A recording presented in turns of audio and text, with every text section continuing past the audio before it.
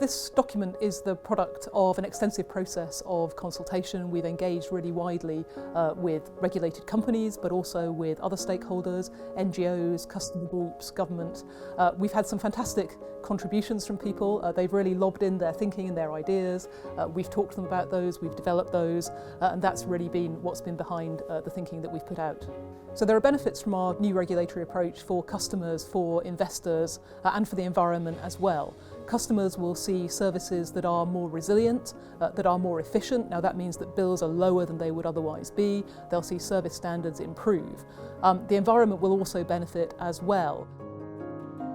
And there are opportunities too for investors, because the new regulatory approach enables companies to focus on the things that they do really well, where they can add value, and to look to others to do things that perhaps they're not best placed to do through contracting. We are enabling wholesale providers to take advantage of markets in sludge treatment and disposal, so they'll be able to do things more efficiently and create value that can then be shared between their investors and their customers too.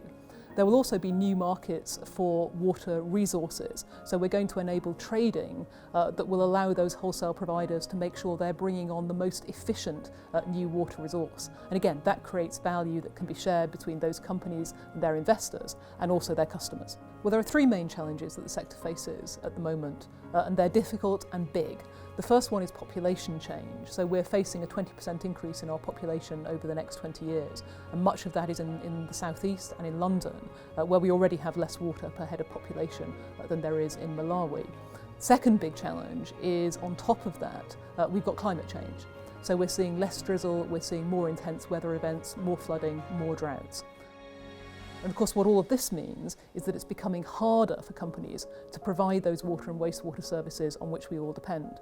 Now there's a third challenge, which is affordability. And what that means is the sector can't spend its way out of population change and climate change. It will have to become an awful lot more efficient if it's going to maintain the affordability of the services that we all depend on.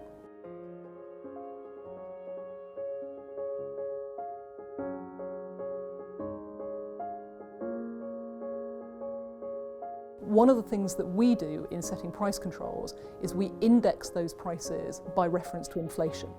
Now we do this because it doesn't make sense for water companies to bear the risk associated with general inflation, because it isn't something they can control. But it's really important that when we do that indexation, the index we use has legitimacy. It needs to be recognised by customers. Customers need to respect it and trust it and understand it. So far, we've used the retail price index, we've used RPI. But as everybody now knows, RPI isn't common currency. It's no longer an official national statistic, and it isn't quoted in newspapers. People don't talk about it anymore. And that's why we're going to be transitioning away from the use of RPI to the Consumer Prices Index, to CPI. We think it's really important that the services that the water companies provide are those that their customers need and want and are willing to pay for. The customer challenge groups challenge the companies in doing that, and then they provide to us independent assurance about the quality of the engagement that companies have had with their customers. If that engagement has been good, it means we can be confident that the company's plan is grounded in what customers want. That means we need to intervene less. So we've now reached our decision on the policy framework that will inform our next price review and the development of markets over the next few years in the sector. That's an important milestone. It means we can now get on and think about how we implement that decision.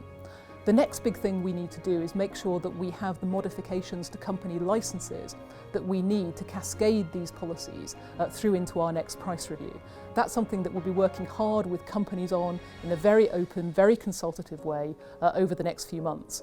But we have committed to publishing our methodology for the next price review in the middle of next year, and we will need those licence modifications in place in good time to do that.